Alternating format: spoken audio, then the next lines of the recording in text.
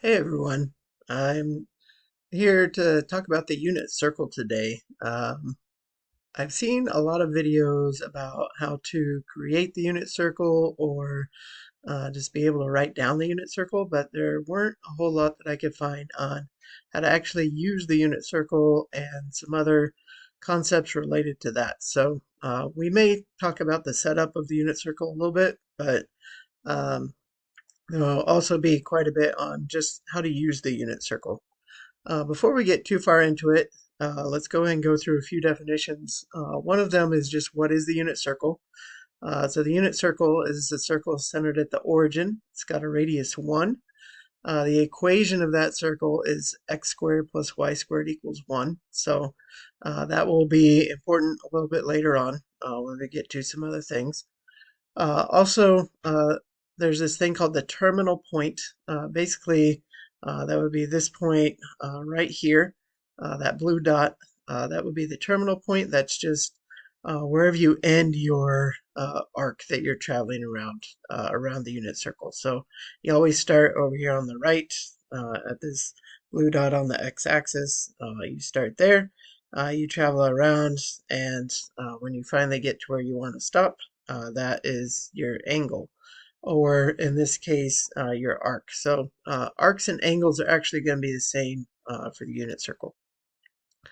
The reference number is just how close you are to the x-axis. So it's sort of like this positive absolute value distance, just how much further would I have to go to get to the x-axis if we're on the left, or how much further would I have to go back, either forward or backward. But you always count the reference number as positive, but it's always just how much more do I have to go, or how much more do I have to go backward to get to the x-axis.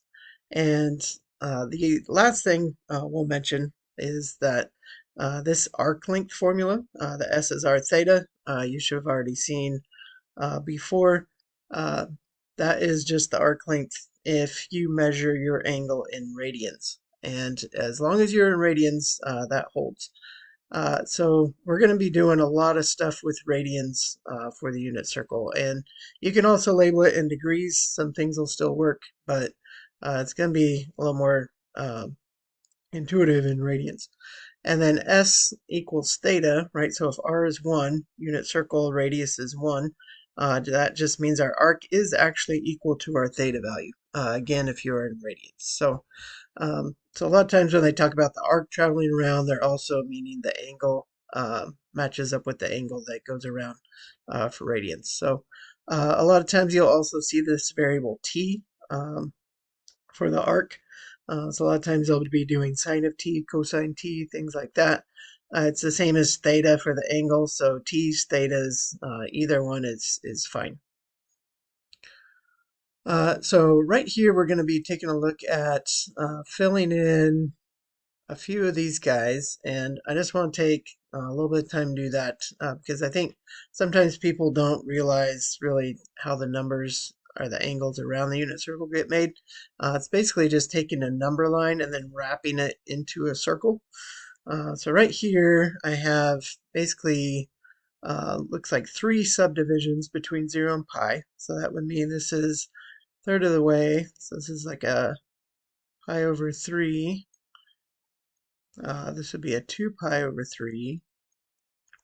And then finally 3 pi over 3 or pi right there. And then you can keep going. Another pi over 3, another pi over 3, another pi over 3, just as many times as you want to go. We'll just complete this. So this would be a 4 pi over 3. Right there. I got a 5 pi over 3 right here. This pen is a little difficult to use, so forgive me on that. 5 pi over 3, and then 2 pi. 6 pi over 3 would be right there. And you could keep going, right? But these are usually what you'll see displayed on the unit circle, just those values between 0 and 2 pi. If you divide it up any other way, you'll have all the same numbers, right? There's just all these numbers between 0 and 2 pi. They're going to land somewhere. So if we divide it into 4 pieces, right, this would be pi over 4. This would be 2 pi over 4 or pi over 2 if you reduce. This would be a 3 pi over 4, pi, and then you keep going again, 4 subdivisions, so these are each pi over 4. So now we're at 5 pi over 4. We got 6 pi over 4 or 3 pi over 2, and then 7 pi over 4 right here. Once I get there, right, these are, again, values that we're going to use on the unit circle. All our 6's are down here. So we're going to have down here this pi over 6, 2 pi over 6, which matches with the pi over 3. So I'll go ahead and skip writing that one. And then 3 pi over 6, which matches with the pi over 2. And then we got right here 4 pi over 6, which matches with that 2 pi over 3. Finally, right here, 5 pi over 6. 6 pi over 6, same as pi. Then again, keep going, right? 7 pi over 6. 8 pi over 6 reduces to that 4 pi over 3. 9 pi over 6 reduces to the 3 pi over 2. 10 pi over 6, same as 5 pi over 3. And then 11 pi over 6 right here. So these are all the values we're going to see displayed on our unit circle. Okay, for this next part, we are going to actually use these angles on the circle. And again, I know there's lots of videos out there, so I'm going to go kind of quick through this. But essentially, we're taking these triangles, 30, 60, 90, or in radians, pi over 6, pi over 3, 90, which is pi over 2. We're taking those triangles. We're scaling the hypotenuse to be length 1, because that's going to be the radius of our circle. Length 1 is the diagonal. And then also scaling the other side. So normally you might see like a 1, root 3, and a 2. We're just cutting all that in half. So it's 1/2 root 3 over 2 and 1. Same thing here a lot of times on these 45, 45, 90, or pi over 4, pi over 4, pi over 2. You'd see a root 2, and a 2 for the diagonal, or just cutting all that in half. And the main reason is we want this to be a length 1. So these are going to be root 2 over 2 for the legs. And then whatever that triangle size is, that's what we're going to get on this unit circle. So anything that I wanted to try and put in here, this is going to be a very rough triangle right here. But if I took that triangle right there and then just moved it right down this way, right, this is kind of where it's going to go. And that didn't work. So anyway, this right triangle here would just be what I see right here with that length of the diagonal right there on this guy. And so that's kind of what we're looking for all these values. How far over did I go? How far up did I go to get to that point? And so all of these, right, if I take whatever point that is, that's right there, and go back and get my drawing tool. So whatever point I have, like right in there, that is going to be, right, whatever corresponds to the length of that triangle. So we got root 3 over 2 coming over, and then as I go up, right, this way, or whatever that length is right there, right, that's the 1/2. So root 3 over 2 going over, 1/2 going up, or root 2 over 2 going over, root 2 over 2 going up to get to this one. So that's kind of what you're going to get as you go around the circle. And we just trace out those same angles, right, that we saw on the number strips before. So we're just tracing all those angles around pi over 6, pi over 4, pi over 3, pi over 2, all the way around as you go. Just like you would normally count from 0 to 2 pi. There are a lot more points and a lot more angles in this circle than what you have displayed. So basically these are, anytime it asks you for exact values, it's probably going to be one of these. Either a 1/2, a root 3 over 2, or root 2 over 2. Maybe a 0 or a 1, maybe some negatives thrown in. But that's what you're going to get. So all of our trig functions, right, you've probably seen this again already, but just for review, all your trig functions are positive in quadrant 1, right? Your things that are going to go up and down right? So that would be sine and its reciprocal cosecant. Those are positive over here in quadrant 2, all right? Down here in quadrant 3, we're anything that divides the negatives, so that's going to be tangent and cotangent. Those are positive in quadrant 3, and we go ahead and move that up. And then in quadrant 4, right, that's going to be anything that moves to the right. So this is going to be our cosine um, values up over here. All right, so that's going to be what we get when we go to the right. And I did have these filled in, but it looks like they got erased. So if we need those again, I'll come and fill them. It's basically just the mirror image of these values up here, but with some negatives on the y values. And I might go ahead and I'll just pause real quick, fill those. All right, so there are the values on the unit circle. And like I said, there's many ways to recreate it. There's some tips and tricks that lots of people have put out there for recreating the unit circle. What I want to focus more on in this video and probably some coming videos is how to actually use those values that are on the unit circle to figure out sines, cosines, things like that.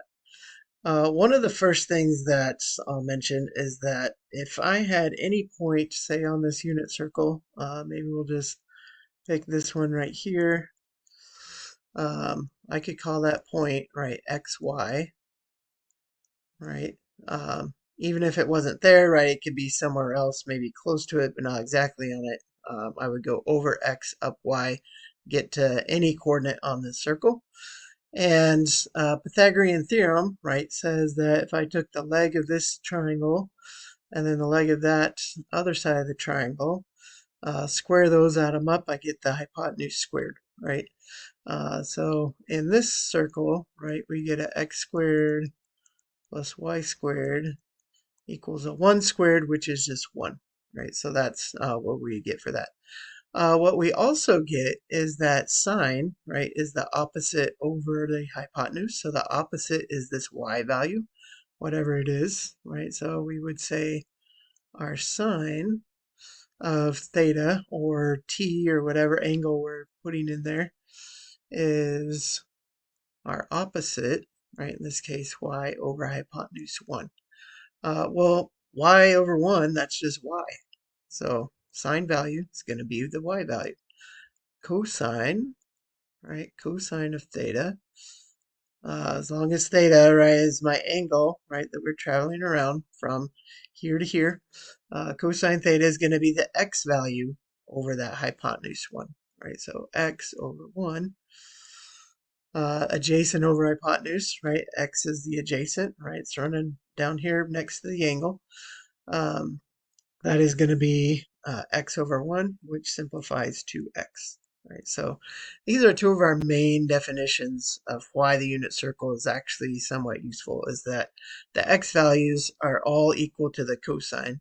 The y values are all equal to the sine of that angle.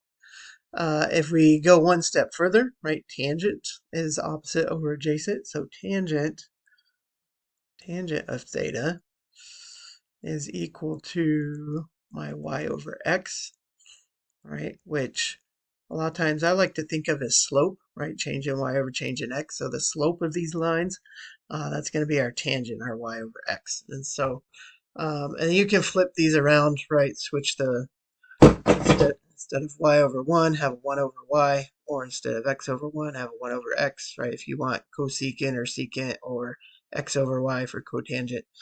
So all of those definitions will apply. So we'll record a few other things a little bit later, but this is kind of the main gist of why the unit circle is useful, is basically these sine, cosine, tangent values of just figuring out, right, what is a sine? Well, if it's a value I know on the unit circle, I just look at the y. If it's cosine and it's a value on this unit circle, I just look at the x. Also later on, this will be extremely useful. The unit circle will be useful when I want to solve things like, where is the sine of theta equal to, let's say, 1/2, right? Where's the sine equal to 1/2? Well, there's lots of places, lots of angles where the sine is 1/2.